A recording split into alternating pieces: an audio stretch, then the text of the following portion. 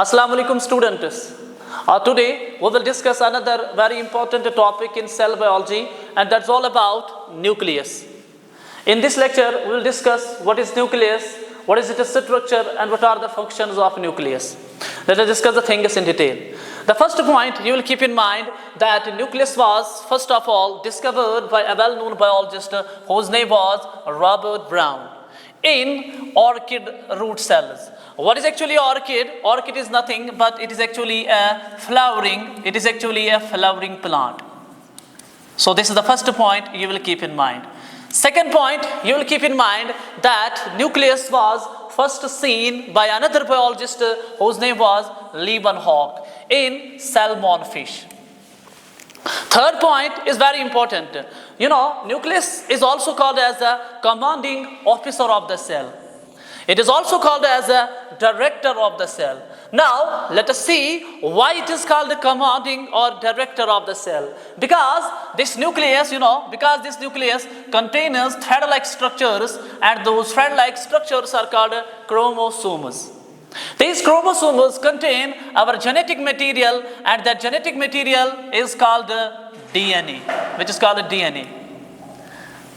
The special segments of the DNA are actually called genes. So for example, this is a segment, this is another segment, these segments are actually these segments are actually called as the genes. These are the genes. So gene you will always keep in mind. Gene is simply defined as a segment of DNA which is able to make its product, and that product is simply called as a protein. This is called a protein. And protein is later on able to control all the functions in a cell.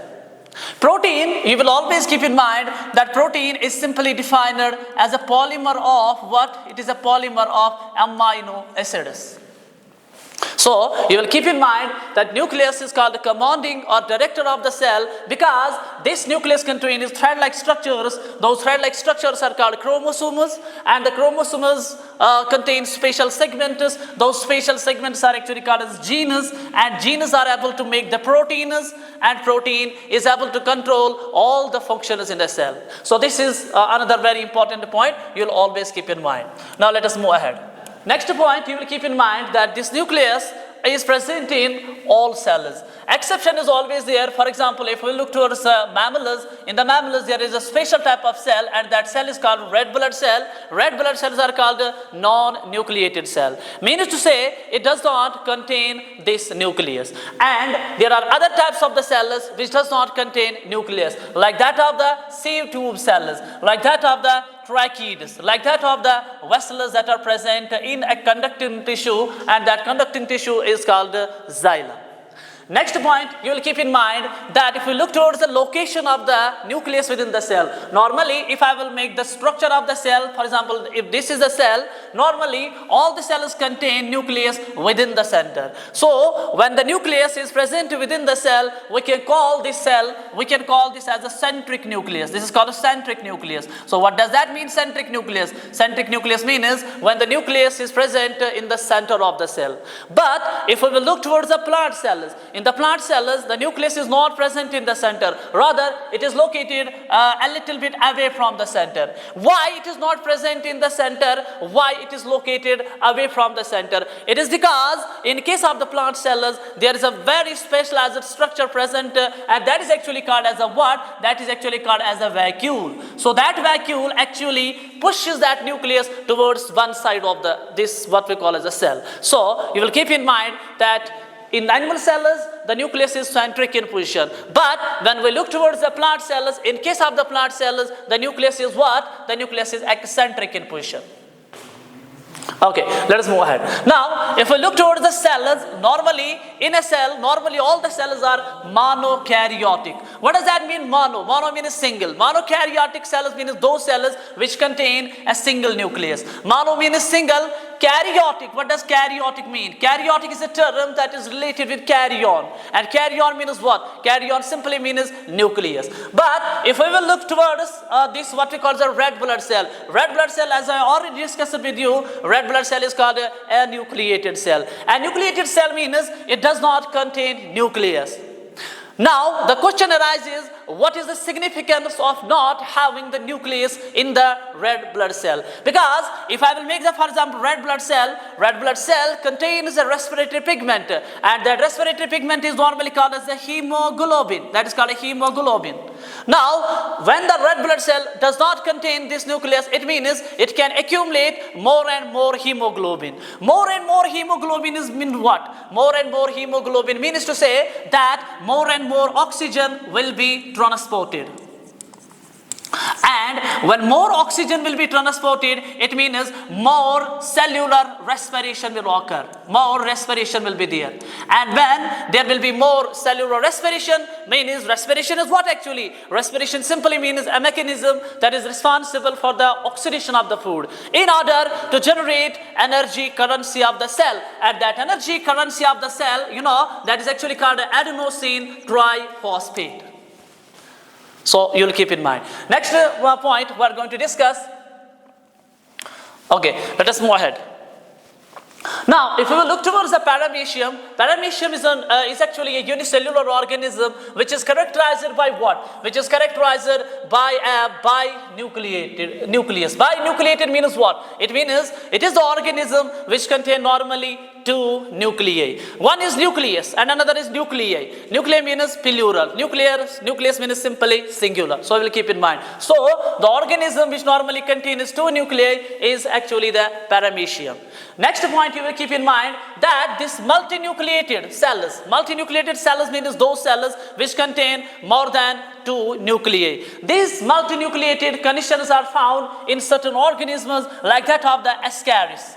And in case of the ascaris, the multinucleated condition is normally called as the synystium. This is actually called as the synystium. So what is actually synystium? Synystium simply means a multinucleated cell. But if we look towards the rhizopus is actually a special types of the organisms. In these organisms, a multinucleated cell is what called, that is called a koinocytic. This is called a koinocytic. So koinocytic means what? Koinocytic means a multinucleated cell in what we call as a rhizopus. Now, if we look towards the shape of the nucleus, there are different types of the cells present in your, say, for example, blood. In the blood, for example, we have the, say, for example, neutrophil. We have the neutrophil. Neutrophil is what actually? Neutrophil, you will always keep in mind, neutrophil is actually a white blood cell. And in this cell, this is characterized by a multi-lobed nucleus. It is characterized by a multi-lobed nucleus. While as if we look towards another special type of cell that is called the basophil. Basophil is a cell which has got a S-shaped nucleus. So it has got a S-shaped nucleus. Another cell is there. For example, we have that is called the eosinophil. This is called the eosinophil. So in case of the eosinophil, the nucleus is normally what? It is normally bilobed. So what I mean to say is that different cells have this what we call the nucleus which have got different shapes. Like that I have mentioned, shape of nucleus is variable, like multilobed in case of the neutrophils, bilobed in case of the acidophils, and S-shaped, this is what we call as the nucleus in which type of the cells? In the basophilus. Okay, let us move ahead. Now we'll discuss the structure of we'll discuss the composition of the nucleus. If we look towards the nucleus is actually composed of certain important elements. Most important element is that is present in the abundant quantities, that is actually the proteins. Proteins we have already discussed. What are actually proteins? Proteins are actually polymers of amino acids which are linked by a special bond, and that bond is called a peptide bond. Now if we look towards the nucleus contains the proteins, but those proteins are actually divided into two groups. 65% are acidic proteins. What does acidic proteins mean? Acidic proteins means those proteins which have a pH of less than 7. We have a pH scale that has got a value from 0 to 14. 7 is called a neutral. From 0 to 7, it is called acidic. From 7 to 14, it is called basic. Basic also means alkaline. Okay. Now, the proteins, they are acidic in nature. Second, they may be neutral also. And then, there are certain enzymatic proteins. And then, 15% are what? They are histone proteins. Now, this is most important. Histone proteins are what? Histone proteins are actually the special proteins that normally help in the packaging of DNA in the small size of nucleus. The size of nucleus is very small, and the DNA is not able to fit by its own into this small size of nucleus. As a result, there are special types of proteins which are called histone proteins and which are normally octamer in nature. Octamer means to say they are 8 in number. They are 8 in number. And you'll always keep in mind that these histone proteins are what? If you'll be asked what is the charge of these histone proteins, they are positively charged. They are positively charged. This what we call as a proteins. And another point is there which is very important and which is asked in your competitive examinations with regard to these histone proteins is that they are rich in 2 important amino acids. One is called lysine and another is called arginine. So there are 3 points you will keep in mind always. One is that these proteins are what? These proteins are actually what? These histone proteins are help in the packaging of the DNA. First point. Second point, they are normally octamer. Number 3rd, they are positively charged proteins, and the abundant amino acids that are present in these proteins that include lysine and that include arginine. Next element of the this part of this nucleus is what we call as the DNA. So protein is 80%, then we have the DNA is 12%, then we have the RNA is 5%, and lipids make how much percent? 3%. That is very important. Now, if we look towards the DNA and RNA, if you have to define DNA and RNA, these are simply defined as a polymer of what? They are defined as a polymer of nucleotides. They are simply defined as a polymer of nucleotides. Now, what is actually a nucleotide, sir? Nucleotides are called building blocks of nucleic acids. A nucleotide is normally made up of 3 elements. The first one is called what? The first one is called base. That is called base. Nitrogenous base. For example, adenine, thymine, guanine, cytosine, uracil. These are called bases. Second one is what we call as a sugar. That is called as a sugar. Sugar in case of the DNA is deoxyribose, and in case of the RNA it is ribose. And the third is what we call as a phosphate. So these 3 collectively form the structure of what? They form the structure of nucleotide. So DNA and RNA, they are simply defined as the polymers of nucleotides. Then we have the lipids. What does lipid mean? Lipids also called as a fats. Lipid is actually most abundant lipids in our body. You know what they are called? They are actually called as the tags. They are called tags. Tags means triacylglycerol. Triacylglycerol means they are made up of this what we call the 3 fatty acids that is linked with 1 molecule of glycerol. This makes the structure of lipid. So you will always keep in mind that if you will be asked what is the composition of the nucleus, your answer should be that nucleus is composed of proteins, nucleus is composed of DNA, nucleus is composed of RNA, and nucleus is composed of lipids.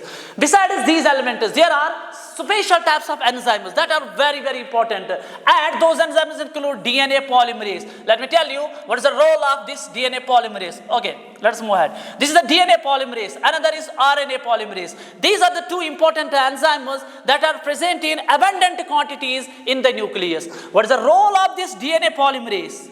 The role of DNA polymerase is that it helps us in the mechanism of DNA replication. It helps us in the mechanism of DNA replication. What does DNA replication mean? DNA replication is actually a mechanism that is responsible for the formation of DNA from the DNA.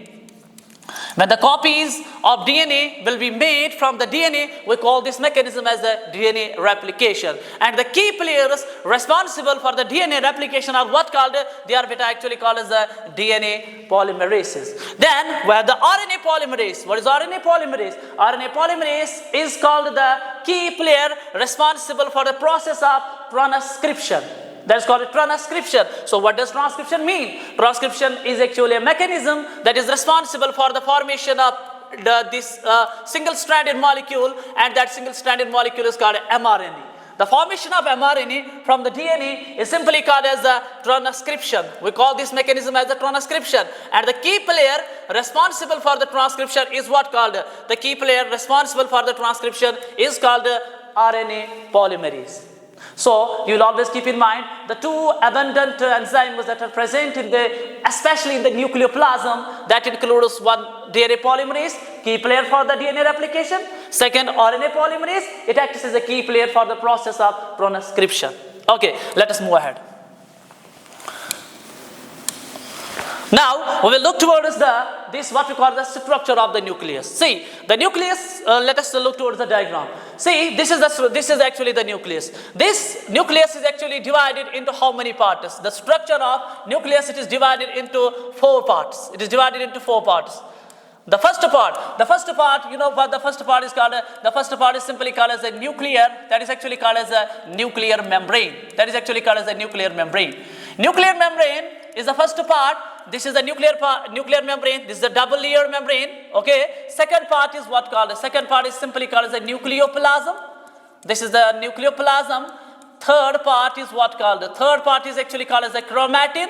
Third part is the chromatin, and the fourth part is what? Fourth part is what we call as the nucleolus. That is actually called as the nucleolus. Let us discuss the first part of this, what we call as the nucleus. The first part we are going to discuss will be the what? Will be the this what we call as the nuclear membrane. The first point you will always keep in mind that nuclear membrane is what? It's a double layered membrane. Double layered membrane means to say it is made up of 2 membranes. One, we have the outer membrane and then we have the inner membrane. The outer membrane, so it's a double layered membrane which is formed of an outer layer. That outer layer is called the ectokaryotheca.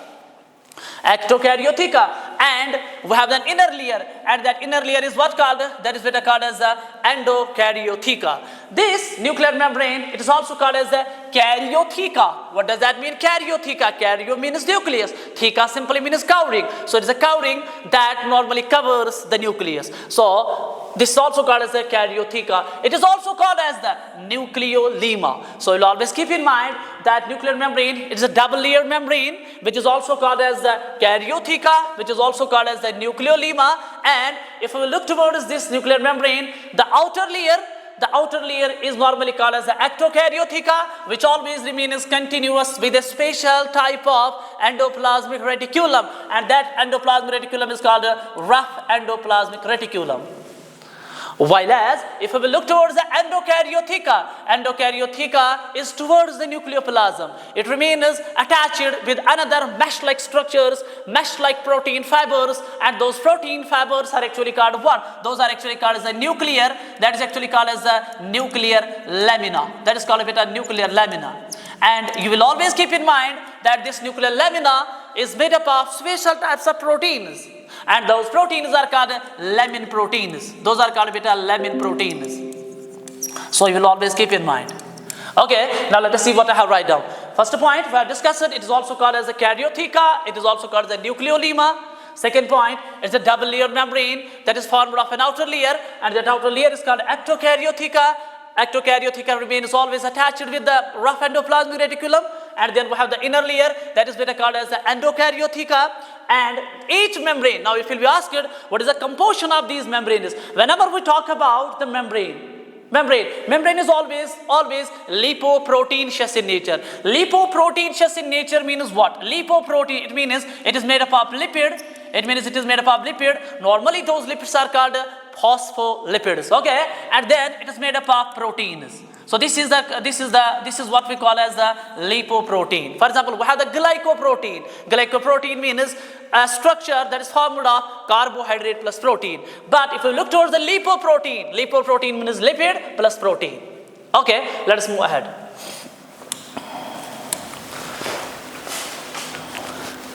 See, this is the structure of this. This is what we call as this is the structure of this nucleus. Let me show you.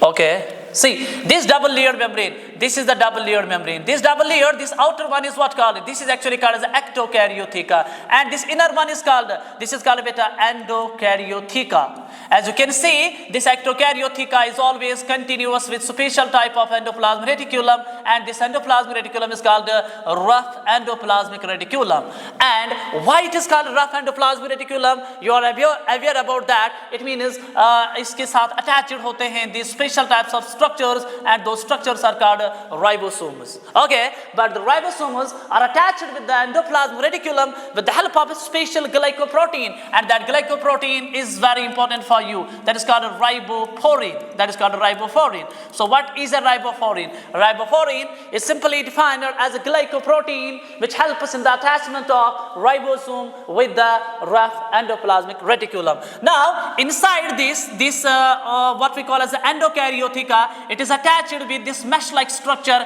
and this mesh-like structure is actually called as a what? This is actually called as a nuclear lamina. That is what I was discussing. This nuclear lamina is made up of special types of proteins, and those proteins are called lamin proteins. You'll always keep in mind.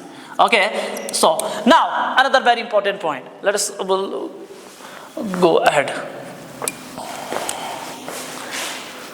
See, this we have already discussed. This is the ectokaryotheca. It is always continuous with RER, while as endokaryotheca it is attached with nuclear lamina. Now, what is the function of this nuclear lamina? It is actually made up of lamin proteins that we have already discussed.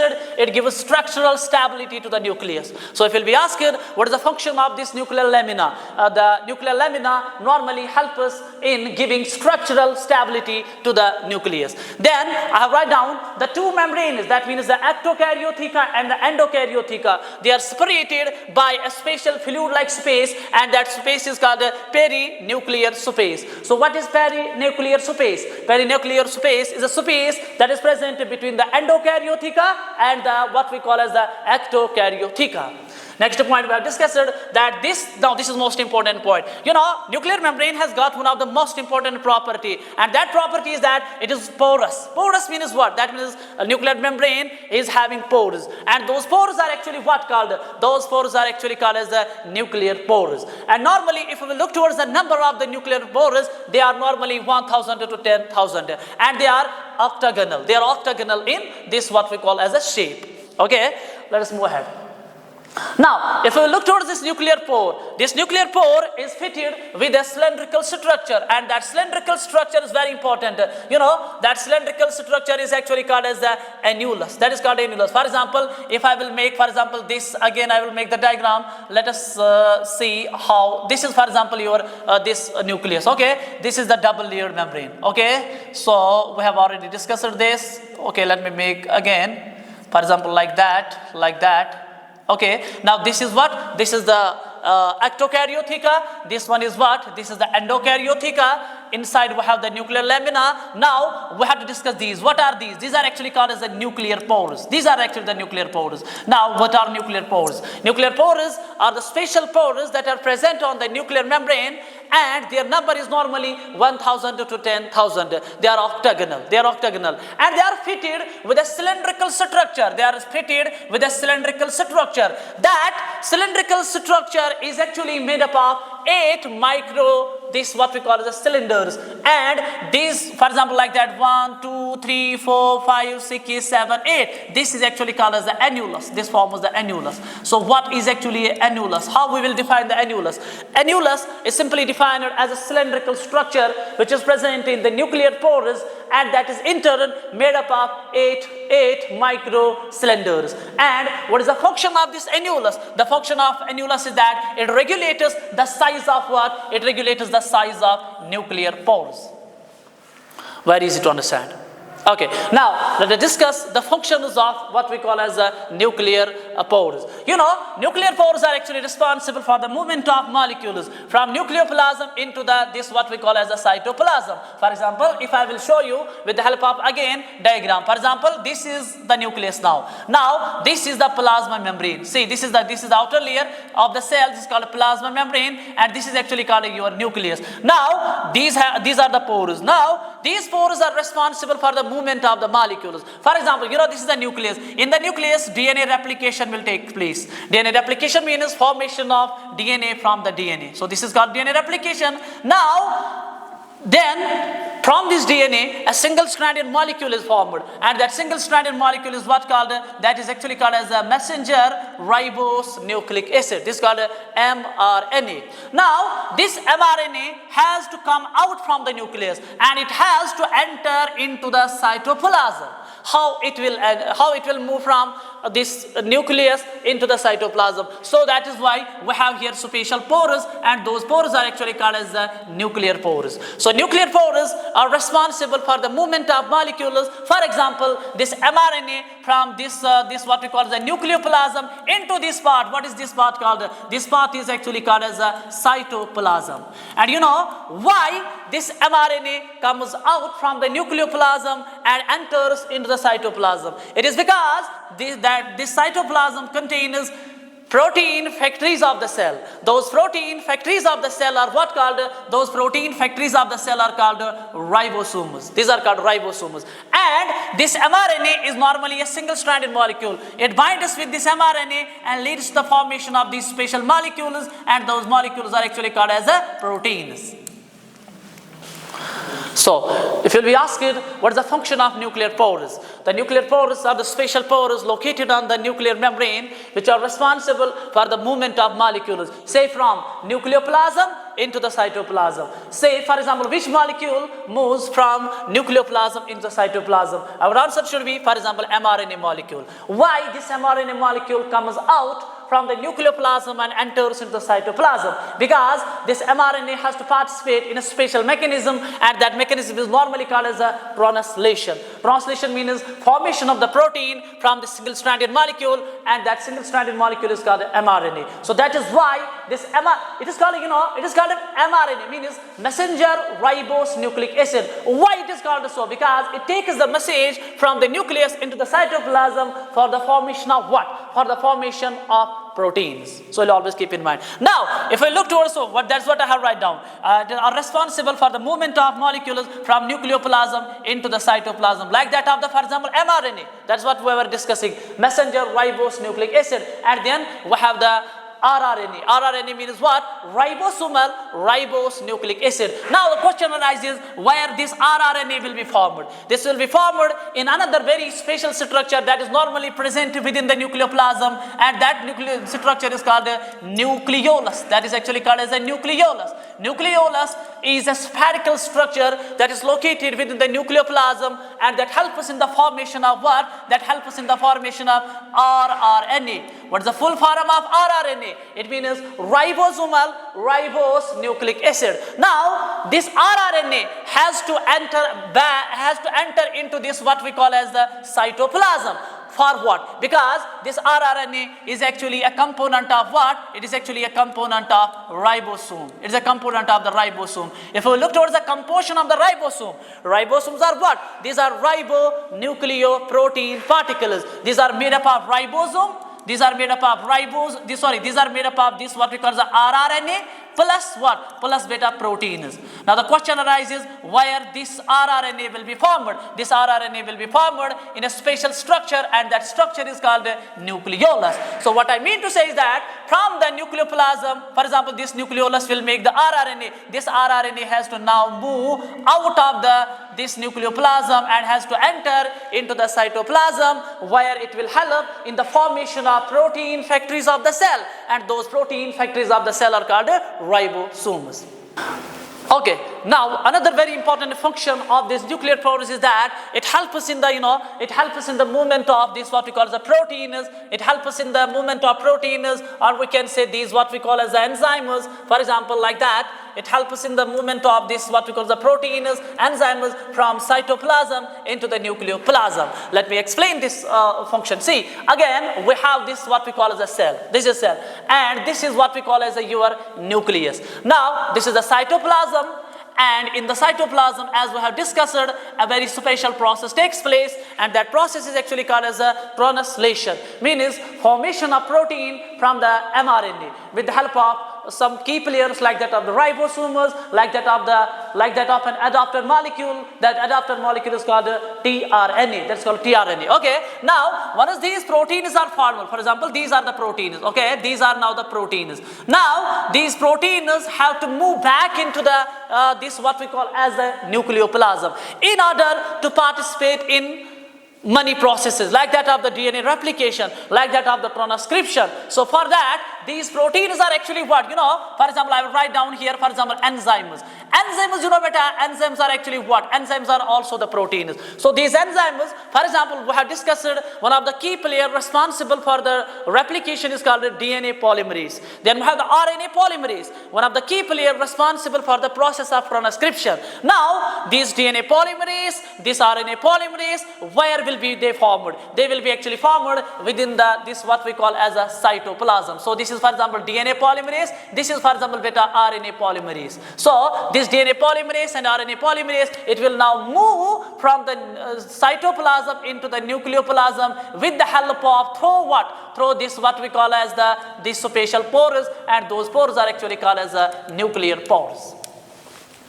Okay, so that's why you will always better keep in mind that nuclear pores help in the movement of molecules from nucleoplasm into the cytoplasm, or vice versa. That means from the cytoplasm into the nucleoplasm. Then we will discuss another function. Nuclear pores, the nuclear lamina that we have discussed. Nuclear lamina also help us in the formation of nuclear membrane during cell division. Now, cell division is actually divided into many stages. For example, we have, for example, mitosis. We have meiosis. Mitosis is divided into certain stages. For example, prophase, metaphase, anaphase, telophase. If we talk about the prophase, in the prophase what happens? Nuclear membrane gets disappeared. But that nuclear membrane is reappeared back into which stage? In the last stage, and that is the telophase. And the reappearance of the nuclear membrane is also guided by a special structure, and that structure is what called beta. That structure is called the nuclear lamina. That's why I write down that nuclear lamina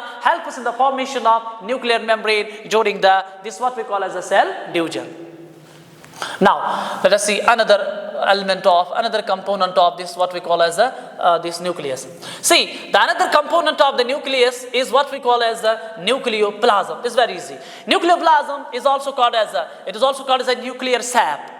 Okay, it is also called as a karyoleaf. It is also called as a karyoplasm. So there are three terms for the nucleoplasm. One is nuclear sap, another is karyoleaf, another is karyoplasm. Karyo is always related, as I have told you many times. Karyo is related with the karyon, and karyon means simply nucleus. Now it is transparent, means light can pass through it. Okay, it's a ground substance that is present inside the nuclear membrane. So we are discussing, for example, this is again the plasma membrane. This is the plasma membrane of the cell. Okay, now we have discussed this very important structure. This is actually called as these are the nuclear pores. Okay, this is actually the double layered membrane. The outer one is called ectokaryotheca. The inner one is called endokaryotheca, and within this part is actually called what? This is actually called your nucleoplasm. So this is the nucleoplasm. So that is why I have write down that it is transparent ground substance that is present inside the nuclear membrane. If we look towards the composition of this what we call as the nucleoplasm, it is chemically formed of water. इसके अंदर water होता है, इसके अंदर बेटा sugars होते हैं, इसके अंदर building blocks of nucleic acids होते हैं, जिनको मैंने define किया. Those are actually called as the nucleotides. Then we have the ribosomes also presented here. Okay, enzymes like that of the DNA polymerase and RNA polymerase, like for example messenger ribose nucleic acid, like that of the transfer ribose nucleic acid. This tRNA and mRNA, these are the key players responsible for the formation of proteins. DNA and RNA polymerases, as we have discussed, these are the key players for the processes of DNA replication and transcription. And then we have the nucleotides, already discussed. These are called the building blocks of DNA and RNA. Now, if I look towards the nucleoplasm, it functions of this nucleoplasm. It acts as a what? It acts as a nuclear skeleton. So this is the main function that is performed by this what we call as this nucleoplasm. Besides that, it also helps us in maintaining the shape of nucleus. Okay, now we will discuss the third part of the nucleus, and that's all about chromatin. See, I will tell you what is the difference between chromatin and chromosome. Let us discuss the things. The first point you will keep in mind, what does chromatin mean? Chromatin is simply defined as a darkly stained network of long and fine threads. If we will look towards this, what we call the structure again, for example, this is the plasma membrane of the cell. Okay, now this is for example your nucleus. This nucleus actually contains thread-like structures, and those thread-like structures like that, those thread-like structures are actually called as the chromatin fibers. These are actually called as the chromatin fibers. But one of the most important property of this chromatin fibers is that these chromatin fibers undergo a special process, and that process is actually called as a condensation. That is called a condensation.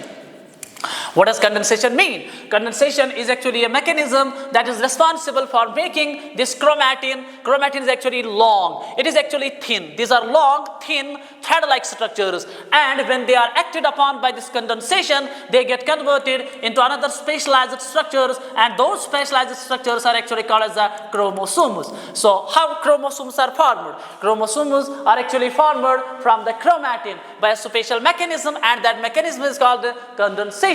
The condensation occurs with the help of special types of the proteins, and those proteins are actually called as what? Those are actually called as condensin proteins. Okay, so you will keep in mind what is a chromatin. Chromatin is simply defined as a long thread, thin-like structures which are present within the nucleoplasm. They are stained by a special stain, and that stain is called Fulgian stain. So what is a Fulgian stain? Your chromatin can be stained by a special dye, we can say, by a special dye, by a special stain, and that stain is called Fulgian stain. Now, based on how much stain they will absorb, we have two types of chromatins. One is called what? One is called the EU chromatin.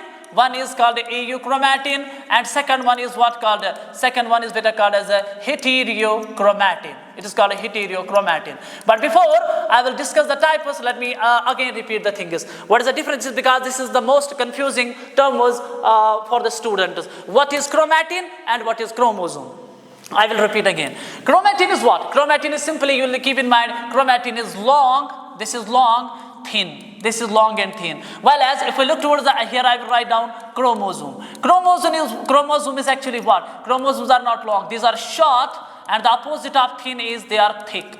ठीक है ना बेटा? Second, both are made up of what? Both are made up of DNA plus what we call as the proteins, and those proteins are normally called as the histone proteins. So this is again made up of DNA plus what we call as the proteins. Okay, this is the first difference. Second difference between the two is very important. You know, this chromatin is actually seen during the interphase. It is seen during this what we call as an interphase. Interphase is actually what? Interphase is also called as a preparatory phase for the cell division. If the cell has to enter into the cell division, it has to first prepare itself for the cell division, and that preparatory phase is actually called as an interphase. That interphase is normally divided into three phases. We have the G1, then we have the S phase, and then third we have the G2 phase. So chromatin is always seen during the interphase. If we will look towards the chromosomes, chromosomes are normally seen during the M phase. M phase means what, sir? M phase simply means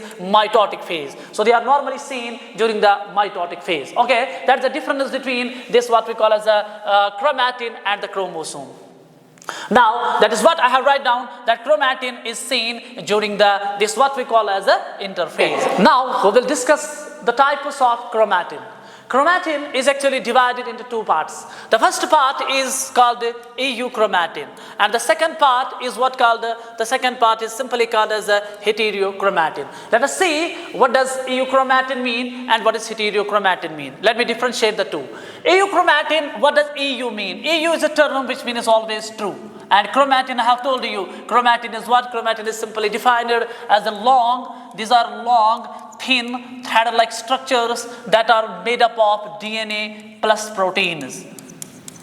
DNA plus proteins. Okay. Now, if we look towards the euchromatin, it is the lightly stained part of the chromatin. Lightly stained means it is not darkly stained by that special stain, and that stain I have already told you with you people, that is called beta Fulgian stain. So Fulgian stain is normally a stain which is used to stain the chromatin. Now based on how much they will be, whether they will be lightly stained or whether they will be deeply stained, we have the two types of the chromatin. Now the type of chromatin which is actually lightly stained, that is actually called by the Fulgian stain, that is called the EU chromatin. While as if we talk about the heterochromatin, heterochromatin is a type of chromatin which is darkly, or we can say which is deeply stained by the special dye that is called the Fulgian dye or Fulgian stain. Second difference between the two is that in case of the euchromatin, in this type of chromatin, the DNA is less tightly coiled. It means DNA is not tightly coiled. While as if we look towards the heterochromatin, the another type of chromatin, in that DNA is tightly coiled. The third difference is that, in case of the euchromatin, if I am telling you that the DNA is less tightly coiled, it means tightly coiled by what? Tightly coiled by those special types of the proteins, and those proteins are actually called as the histone proteins.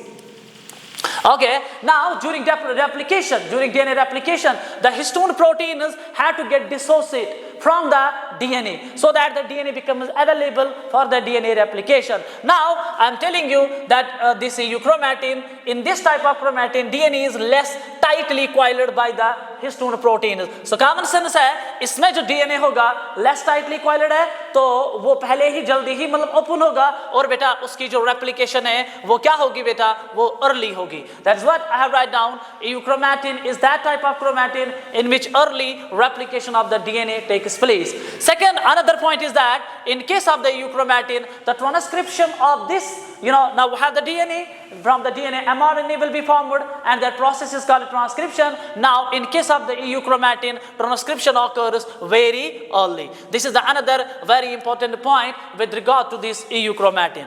Next point, you will keep in mind that euchromatin is that type of the chromatin which is found in both organisms. Both organisms, I mean to say that it is found in both these prokaryotes as well as in eukaryotes. Prokaryotes means those organisms which have a primitive type of nucleus, while as eukaryotes means those organisms which have a true nucleus.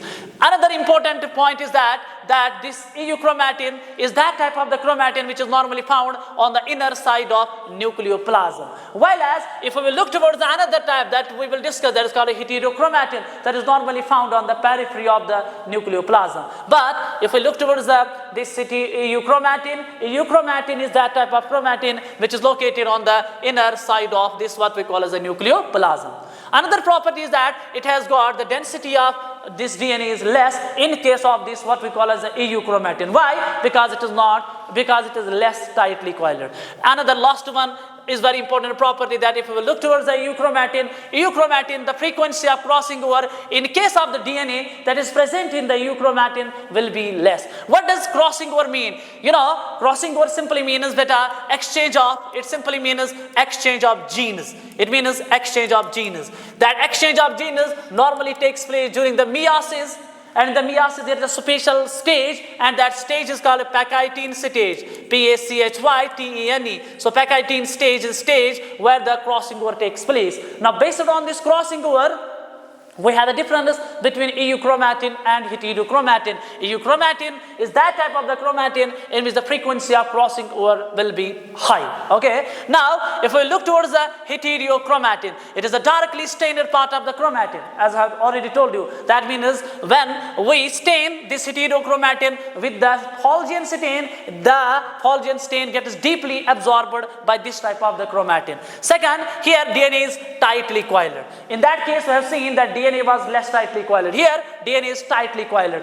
How it is tightly coiled? I have given you the answer with the help of those special proteins, and those proteins are called histone proteins. Third, DNA replication takes place late. Why it will take place late? Because it is tightly coiled, and it will take time by the DNA to get dissociated from the histone proteins. Okay, that's why DNA replication will take place late, and then transcription will also takes place very late. Okay, this is common sense. Then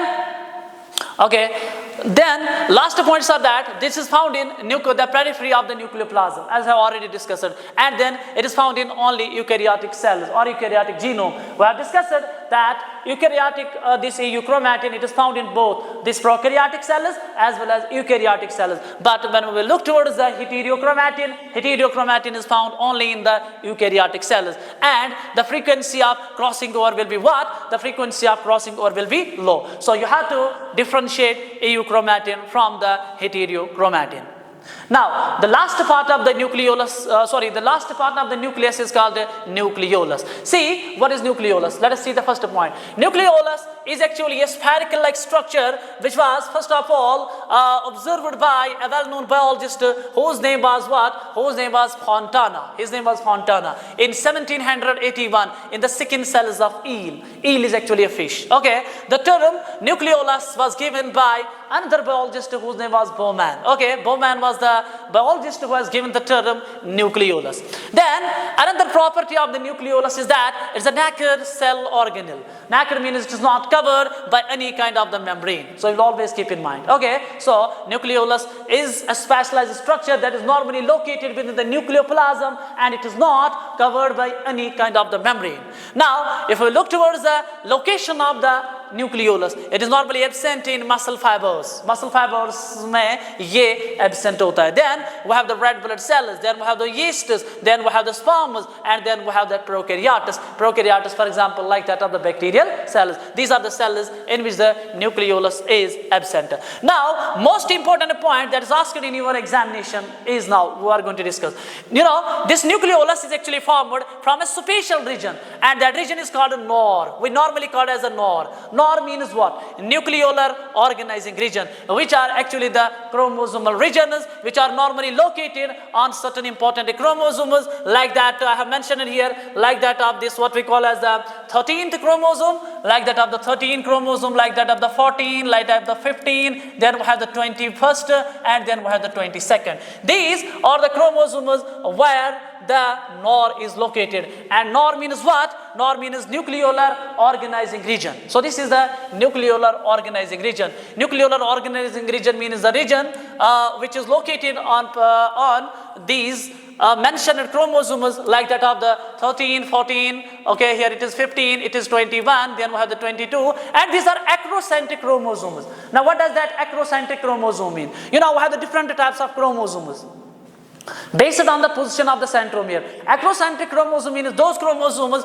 in which the centromere is towards the end of the chromosome. Okay, it is located towards the end of the chromosome. That's called acrocentric chromosome. So we'll keep in mind NOR means nucleolar organizing region. It's a region that is present on these mentioned chromosomes, and this is the region from which this will be present DNA, and that DNA will help in the formation of the proteins, and those proteins will help in the formation of the nucleolus. This is very important.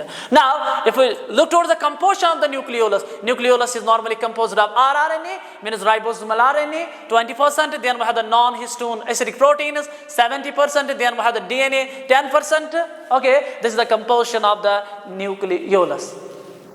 And in the last, you will keep in mind the function of this what we call the nucleolus. This nucleolus normally helps us in the formation of ribosomal rRNA. Now this rRNA will now move into the cytoplasm, and into the cytoplasm it will help in the formation of what beta? It will help in the formation of the ribosomes, because I have already told you that ribosomes are actually ribonucleoprotein particles. These are made up of rRNA plus what? Plus beta proteins. Now this rRNA that is actually a component of the ribosome is actually formed within the nucleolus. It also plays an important role in the formation of spindle. Spindle fibers are those fibers which help in arranging your chromosome in the center of the cell during a special stage, and that stage is called as the metaphase. Okay, now inshallah in next video we'll discuss another very important topic in the cell biology that will be related with say for example mitochondria, endoplasmic reticulum, Golgi body. Thank you.